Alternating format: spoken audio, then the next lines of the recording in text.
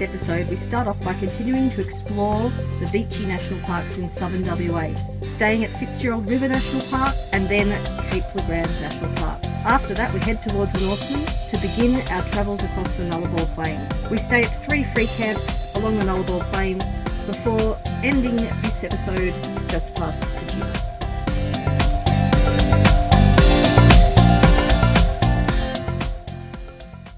We've arrived at 4 Mile Camp. What do you reckon, Jane? Fitzgerald River National Park, and it looks like it's stormy over there, but it's quite fine here. It's nice change, isn't it? Yeah, it seems like a nice spot.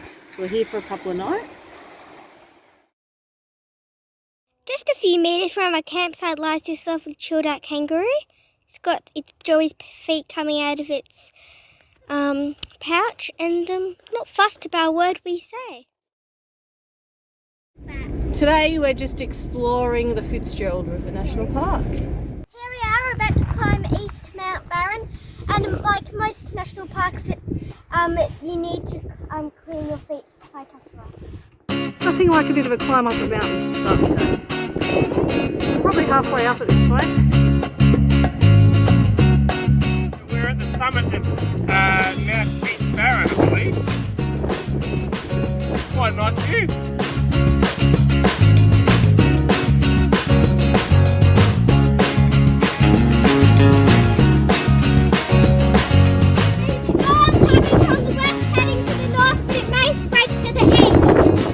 What do you reckon, Dan? I reckon might need to get down the mountain. Good thinking.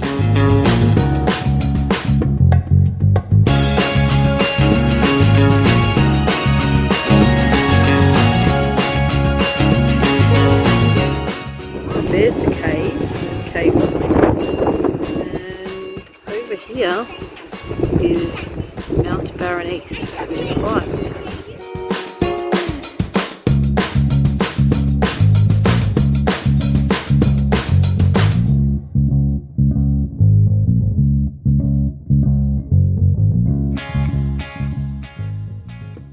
Right, well, we're just rolling into Lucky Bay campsite in Cape Legrand. It's a bit of a milestone for us. When we started doing all of our trip planning, well, almost 12 months ago, this was the last booking that we'd made on our trip. So despite all the sort of challenges we faced during the trip, we're coming in on the date that we originally sort of planned for. And yeah, it's a bit of a milestone. After this, it's unplanned territory across the Nullarbor. Yeah, we're pretty much just making our way home.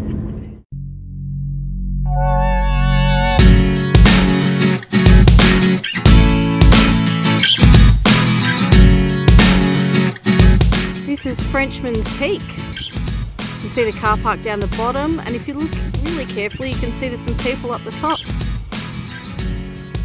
Today we're walking out Frenchman's Pack.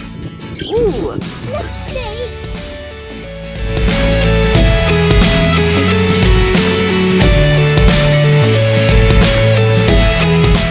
This is at the base of the rock here. We've done the first probably few hundred metres, and now we just climb up the rock.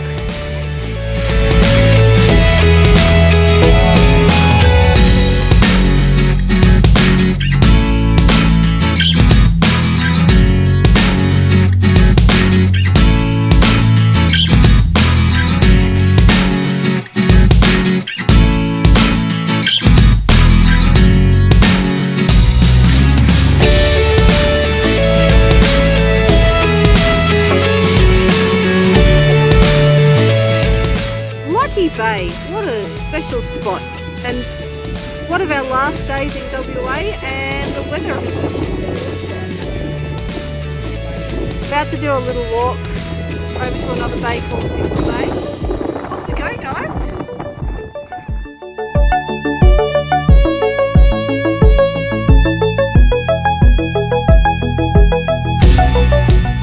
Look at those wonderful perfect waves crash against that long wide shore. It's just magnificent.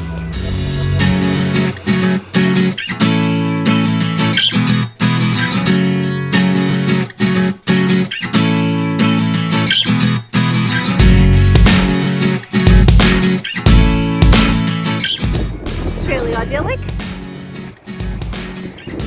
Well, this is the lucky bay that you come to see in the Instagram photos.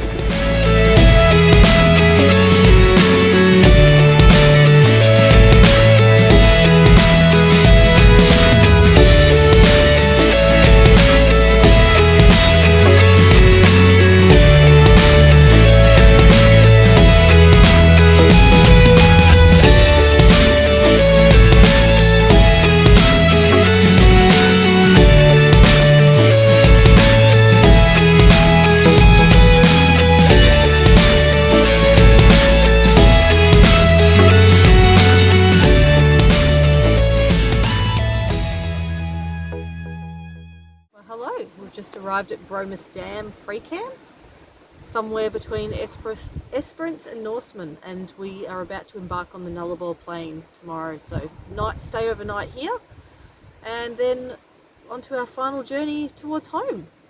It looks like a pretty good little free camp you found, Dal. Yeah, it's not too bad. A few vehicles scattered amongst the bush, but lots of space.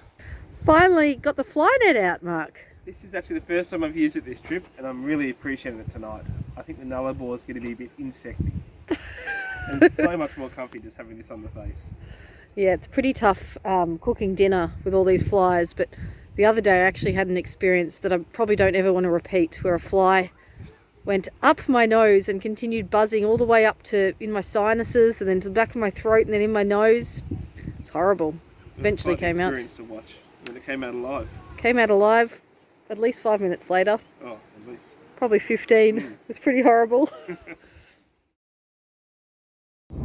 Good morning. This is the earliest start we have had for quite some time. 7:30 a.m. and we've already rolled out of camp. Yep. We're expecting a big day of driving ahead of us as we commence our Nullarbor journey. Woo! We're not exactly sure where we'll get to. We'll probably do about 300 or 400 k. Still relatively small days by most people's standards, but we're plodding along now. Yep. Back into the full swing of homeschool in the car as well today. That's right. And hopefully pop out and see a few sights along the way as well. Yep. We're at Norseman here, which is the western end of the Nullarbor plain. And what's Norseman famous for, Ali? Gold. So this man was pulled up with his horse, and then when he came back, his horse had dug in up some gold, and the horse was called Norseman, so that's why this town is now named after the horse. And they still do gold mining here today. It's the main industry. Just down there we can actually hear the trucks and everything working, trying to find that gold. That's right. Having a look in the museum in Baladonia where they talk about the crashing of Skylab. Skylab was a satellite put up in the early 70s to have man come up and live in space for about 100 days at a time, and then it came crashing down, was dysfunctional, and it landed in Baladonia amongst other spots across Western Australia. And so this museum is dedicated to the story of its crash. Some pretty funny little anecdotes in there. They got contacted by the president of the US. Jimmy Carter gave them a call to apologise, and one of the council officers here issued NASA with a $400 littering fine. And there happened to be a Miss USA was over in Western Australia for a Miss Universe competition at the time, and so she came out here as well to sort of send her apologies with a big media contingent as well. They put a big chunk of Skylab on the stage of the Miss Universe event, and it broke the stage because it was so heavy.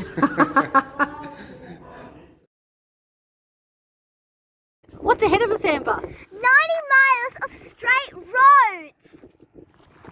Straight roads. Wow! So Daddy can have it back without even putting his hands on the steering wheel.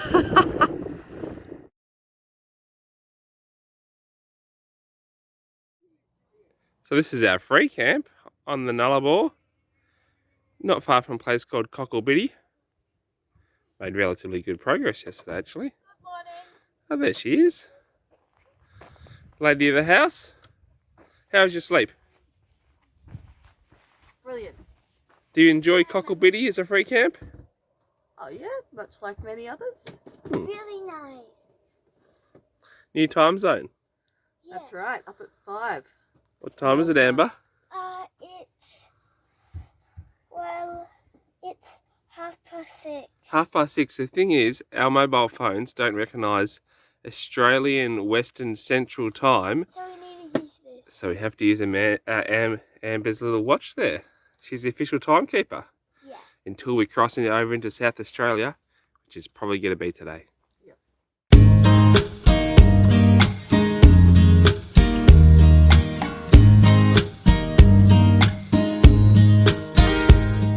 Madura Pass, where we can see the expansive Nullarbor plain below.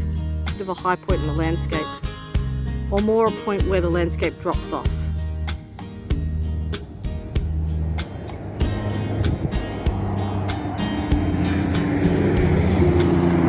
The road trains keep rolling through.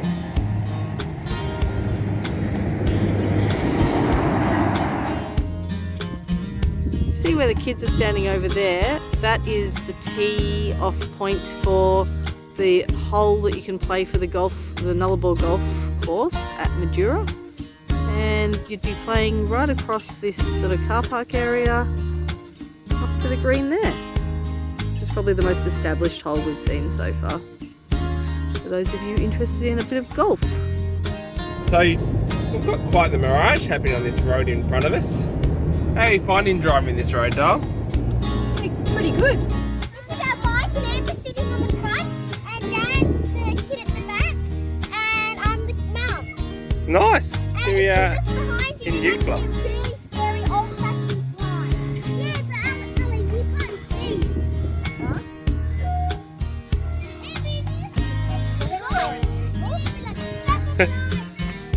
Great playground. It's a blast from the past. Absolutely. So we just dropped the van in Euclid and thought we'd just whip down to the coast because it's the first time we've seen the coast for a few days. Apparently there's an old jetty down here behind the dune, so nothing to get into that. See how we go. Could be a bit of an adventure.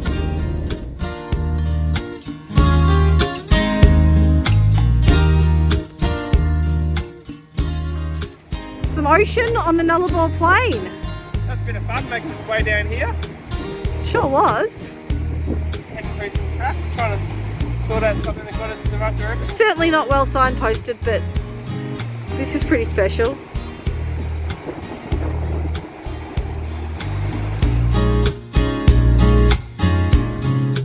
That was the first means of communicating between the eastern and the western parts of Australia. And the busiest telegraph station out of the capital cities for a period of time. There used to be 100 people living in this town.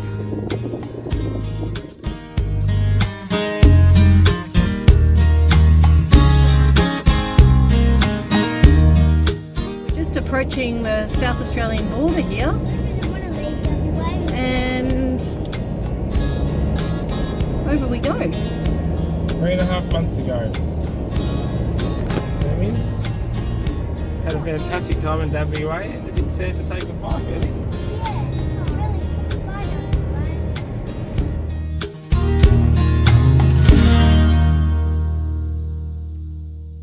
Here's our camp for the night, right on the edge of the Great Australian Bight. Getting our fire going for some baked potatoes. And if you don't like heights or you feel a bit nervous about them, like me, this is a pretty scary spot to be camping. Spectacular all the same. There's the 90-metre cliff edge. There is our bed.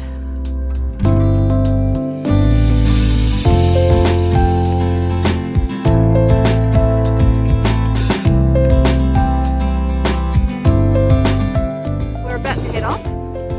You might notice that our van has moved slightly back from the cliff edge. Just before we went to sleep, I decided that I was a bit freaked out being so close to the cliff edge, so we had to just drag the van back a bit. Couldn't stop thinking about collapsing cliffs. Anyway, pretty amazing spot still.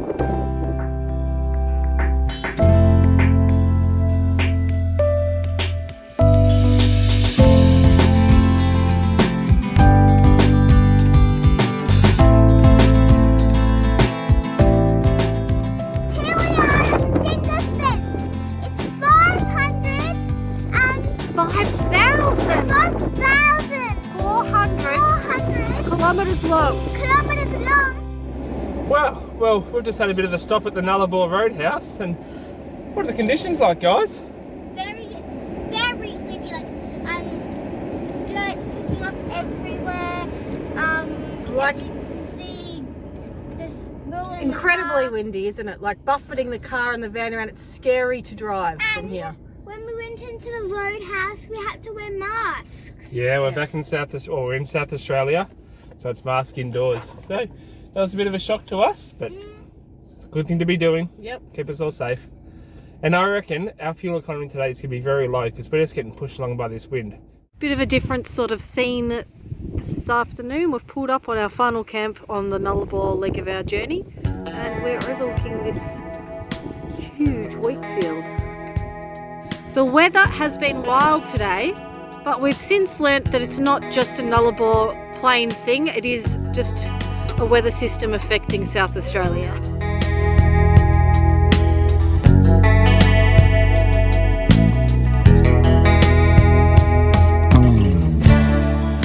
So we're at a little roadside rest stop. We've just finished the Nullarbor. Wasn't quite what we expected, it's fair to say. It's a pretty easy drive, didn't take us too long. Fuel's very regular, lots of Yep, roadhouses and things. plenty of places to stay, very windy, quite a few trees. Yeah. Anyway, that's done. Now we're on the home stretch.